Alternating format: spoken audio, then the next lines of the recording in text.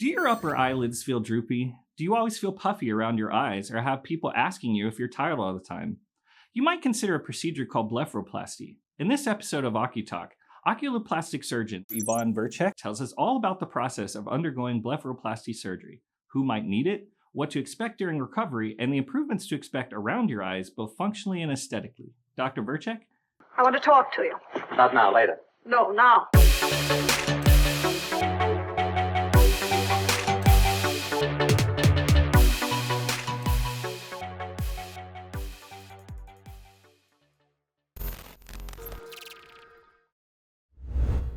Hello, everyone, and welcome to OCuTALK. Today, we're going to be talking with Dr. Ivan Vrcek, who is an ocular plastic surgeon out of Dallas, Texas. Dr. Vrcek, how are you? I'm doing great.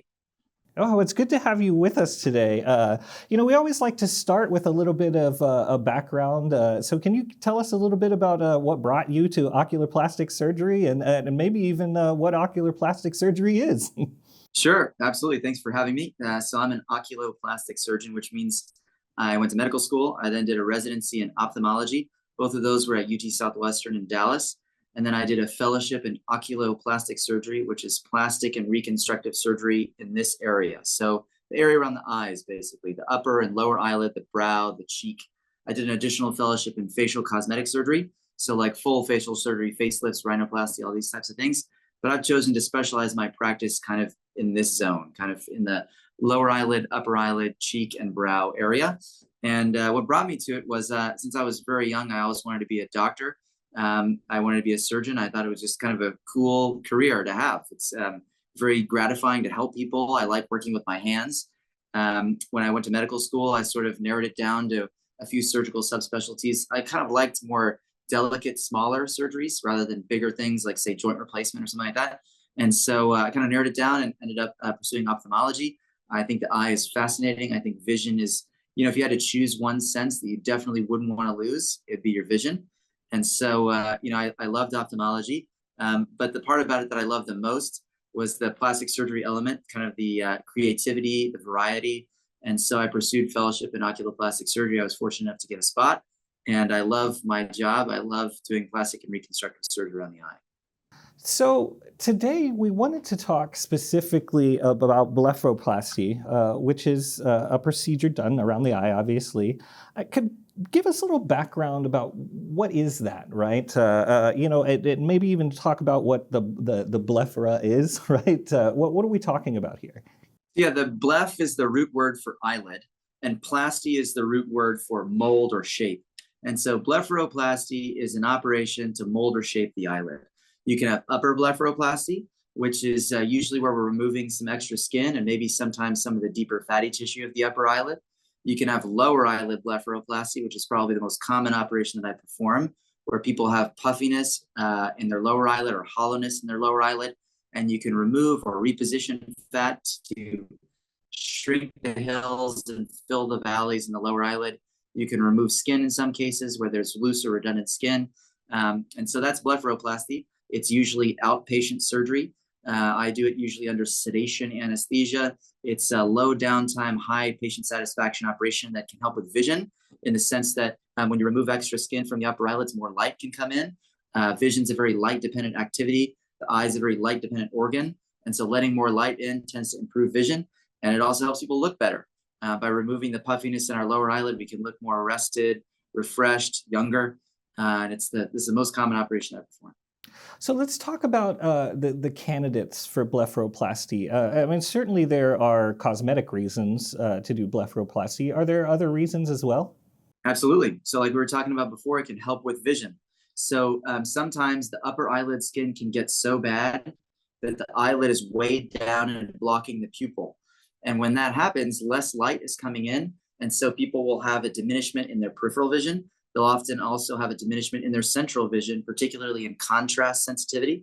This has been studied extensively, that after blepharoplasty, when you kind of remove that extra skin, you remove the droop, you let more light in, people's peripheral vision tends to improve, and their central vision tends to improve as well, particularly with regard to contrast sensitivity.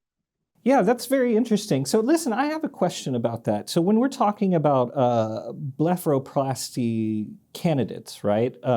We talked about cosmetic, we talked about medical reasons for this, but how are you getting your patients? How do they come to you? And really both from the cosmetic side and from the medical side. Like, in other words, how maybe I'm a candidate. How would I know? Sure. So I would say the vast majority of my patients are referred to me by either optometrists, ophthalmologists, estheticians, and other kind of professionals in the aesthetic world. So like nurse injectors, these types of people, and then the internet. And so a lot of people find me online on Instagram or on my website or these types of things. And how you would know that you're a candidate for a blepharoplasty would be, do you have extra skin in your upper eyelid? Do you have extra skin or puffiness in your lower eyelid? Particularly, are these things bothering you? So in the upper eyelid, is your extra skin in your upper eyelid bothering you such that you're noticing a diminishment in your peripheral vision or central vision? Do you feel extra weight or heaviness in your upper eyelid? Do you feel like at the end of the day, your eyes are tired and you just want to close them? Do you feel like at the end of the day, your forehead muscles are fatigued from kind of lifting and trying to open your eyes all day long? Do you feel like you look or feel kind of like tired because your lower eyelid bags make you feel or look more tired than you really are or than you want to be? I would say that those are the most common kind of complaints that I hear. Things like people keep asking me if I'm tired or sick, and I'm not tired, but the puffiness makes me feel or look that way.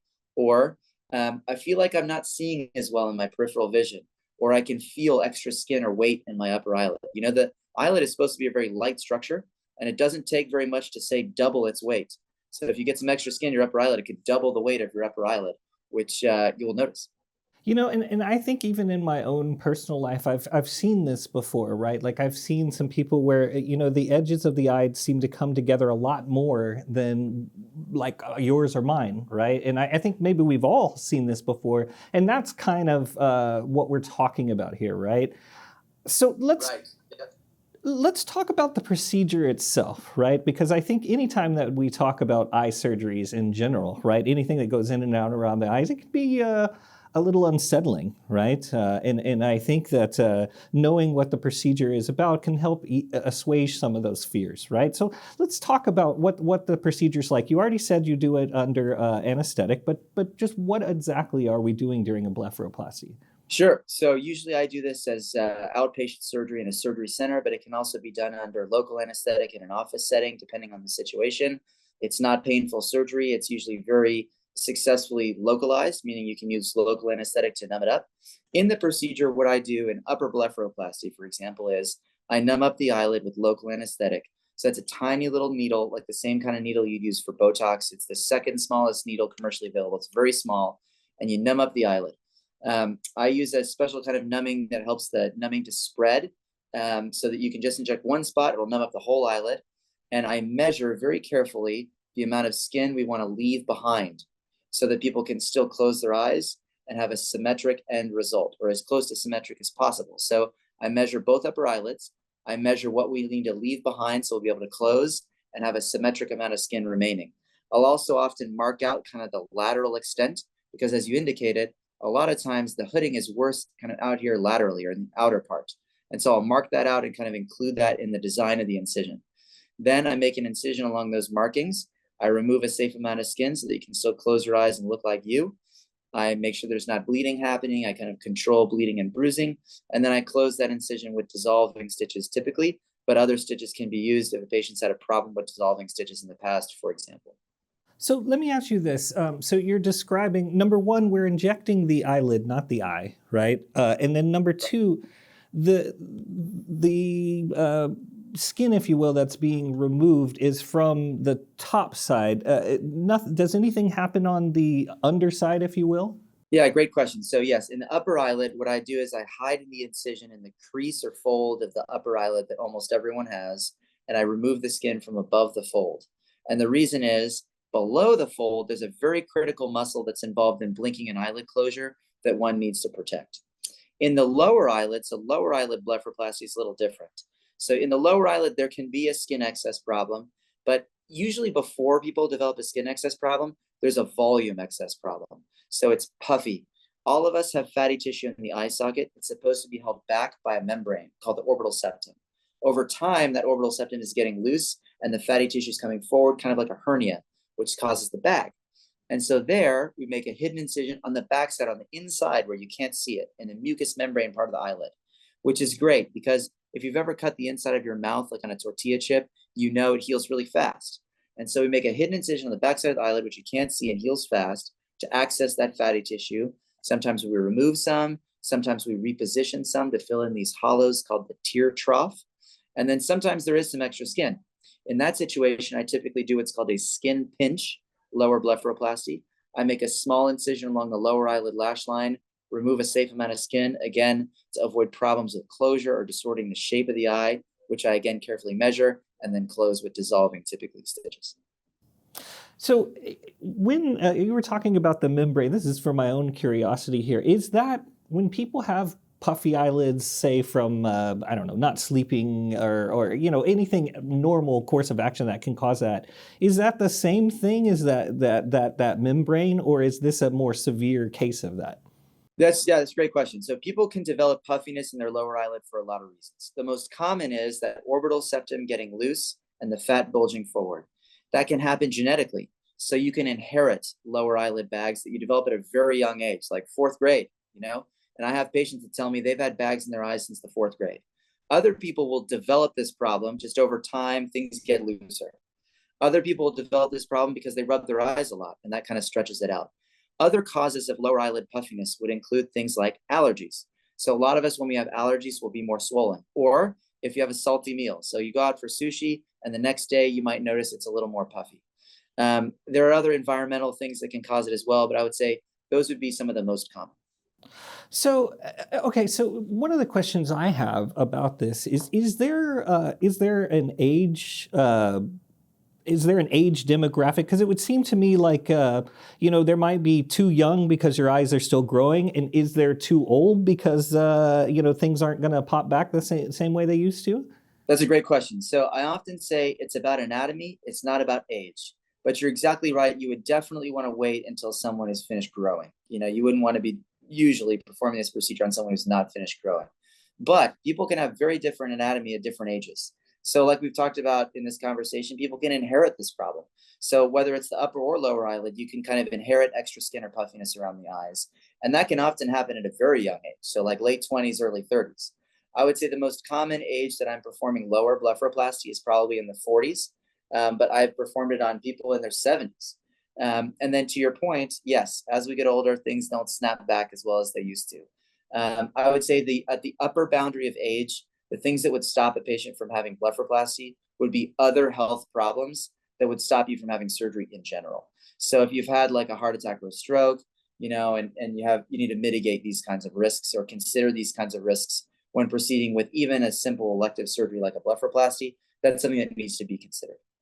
Well, and so we talked about the procedure a little bit, and we talked about that it can be performed outpatient. So it sounds minimally invasive, but minimally invasive doesn't always mean that the recovery time is instant, right? But so what does the recovery time look like here? What do I do post-surgery? Great question. So you're exactly right. The recovery is not instant. It's not a magic wand. Most patients have about 2 weeks of bruising and swelling. It's not like black eyes, but it's bruised and swollen to the point where people can notice. In the second week, if you wear makeup, you can start wearing makeup typically to cover the bruising and swelling. It's not painful recovery. Most of my patients don't need any pain medicine beyond Tylenol. I ask everybody to ice their eyes. So eyelids are very thin. They swell even from minor trauma, like bumping yourself, it can swell, right?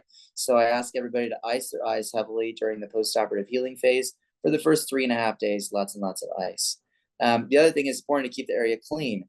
And so I usually ask people to use OCuSoft wipes to clean the area around their eyes. And the reason why I like OCuSoft wipes is I don't like people to use tap water in the first 3 to 4 days after surgery. And the reason is tap water is not sterile, it's not clean, there's bacteria in it. OCuSoft wipes, on the other hand, are clean, right? And they're used for cleaning. And they're very safe for the eyeball itself, which is critical. And they help to, because of the ingredients in OCuSoft wipes, they help with like crusting or dried blood. They help to kind of clean that up. And that can be something that's like a little bit annoying during the early postoperative healing phase, is it can be a little crusty or tight, or there can be dried blood. And so using OCuSoft wipes is great because it very predictably and helpfully gets rid of that without causing problems. So it doesn't irritate the eye, it doesn't irritate the stitches. It's typically really well tolerated. And I didn't ask this before when we were asking about the procedure, but let's imagine I'm post-surgery right now. Am I patched? No patches or bandages. Great question. So almost always no patches or bandages. People are able to open their eyes right away, which is really important so that you can navigate your home, use the restroom, eat, all these important things. So typically no patches or bandages. Oh, very cool. And then excuse me. After I'm done, we're doing our good work. We're making sure we're not keeping tap water on it. We're keeping everything clean. How long of a recovery can I expect before that sort of bruising will go away and now I'm seeing the ROI on what we did? Totally. So people are usually looking good at 3 weeks and very good at 3 months. So by 3 weeks, people are looking really good. And if you yourself were getting married, I would tell you give me 4 weeks at a minimum. 6 weeks would be ideal. So usually for most people at the 3-week point, it is becoming very hard to tell that you've had an operation. Like most of the bruising and swelling is gone. It might just be a little puffy like you have allergies, something like that for most people. And then by week 4, I've had patients that, they give me 4 weeks and they get married and they do really well and they're ready for their photos and things like that. Patients of mine that are like in TV or they're, like on a 4K camera, I usually tell them 3 weeks. You'll be okay at 3-week point almost always. Very good. Now let's imagine I'm a patient either for medical or for cosmetic reasons, and I've decided I would like to get a blepharoplasty, or perhaps a doctor has recommended it to me. Now, certainly if a doctor recommended it to you, they may have recommended a doctor as well, but let's say I'm doing this cosmetically and I'm just searching the web, right? What should I be looking for in a practice to perform this procedure? Sure, that's a great question. I think you should try to find an oculoplastic surgeon. So oculoplastic surgeons are specialized ophthalmologists. So we do our residency training in ophthalmology, which means we're very familiar with the eyeball itself. We perform surgery inside the eyeball. And then we have done a fellowship, an accredited fellowship by ASOPRS. It's spelled ASOPRS. It's the American Society of Ophthalmic, Plastic, and Reconstructive Surgery. We've done accredited fellowships, an ASOPRS accredited fellowship in oculoplastic surgery. Usually someone who's completed a fellowship like this has performed thousands of blepharoplasties during their training. And we're focused and specialized on the eyelid and the structures around the eye. And there's actually a website you can look up. It's asoprs.org, where you can find board-certified accredited oculoplastic surgeons. Or when you go on someone's website, you can just look to see, do they have that ASOPRS logo? Are they a board-certified accredited oculoplastic surgeon? Very good. Very good. Is it possible for somebody who's not an oculoplastic surgeon to perform a blepharoplasty, and is it advised? Yes, it is. So blepharoplasty is one of the most common cosmetic procedures performed, and it's performed by a lot of different specialists. So oculoplastic surgeons are probably performing the most of them because we're specialists in that area. And you want to go to someone who's performing the most of the procedures you're going to have. So for example, I had surgery myself on my Achilles tendon. I found a foot and ankle specialist who's performing Achilles surgeries all the time. And that's who I went to, someone who's board certified and fellowship trained in that area. But there are other people that perform blepharoplasties. Some dermatologists perform blepharoplasties. Some general plastic surgeons that are mostly, known for doing breast or body surgery are also performing blepharoplasties. Some ENT, ear, nose, and throat, or facial plastic surgeons are performing blepharoplasties. There's a lot of different specialists that might do a blepharoplasty. Yeah, very good. Well, and I think there's certainly advantages to having somebody that's familiar with the eye if you're going to be working around the eye. Absolutely. Well, Dr. Vrcek, we've covered a lot today. I've certainly learned a lot about blepharoplasty. Is there anything we didn't cover that you think is important for people to know about this surgery, or about what leads to the necessity for it? Sure. I guess what I would say is this is one of the highest patient satisfaction surgeries there is. And like we talked about before, part of it's because vision is a very light-dependent activity. Letting more light in improves your vision. It'll improve your peripheral vision, your central vision, and this leads to a dramatic improvement in the quality of your life. Additionally, when we look at people, we look at their eyes, right? Your eyes give away whether you're rested or tired or sad or happy. And so improving the area around your eyes, both from a functional and aesthetic kind of mindset or a functional aesthetic way, leads to great patient satisfaction, both in function and aesthetics. It's been studied, and blepharoplasty, cosmetic blepharoplasty, is the best bang for your buck you can get in aesthetic surgery because it makes such a powerful difference in the way that you look and feel and see. And so I would say it's a very high patient satisfaction operation. with relatively low downtime, minimally invasive, not painful. And it makes for a lot of happy patients, which is one reason why I really love my job, is that my patients come in to me, I fix the problem, and they leave me happier and seeing better. And so generates a lot of patient satisfaction for me, and I really love doing it. Well, very good. Well, Dr. Vrcek, thank you so much for being with us today. I think you heard it right from the source here that, there are lots of reasons why somebody might need a blepharoplasty. And certainly it's best to talk to doctors that are familiar with that.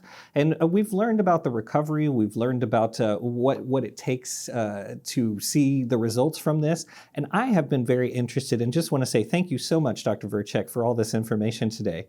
Happy to help. I enjoyed being here.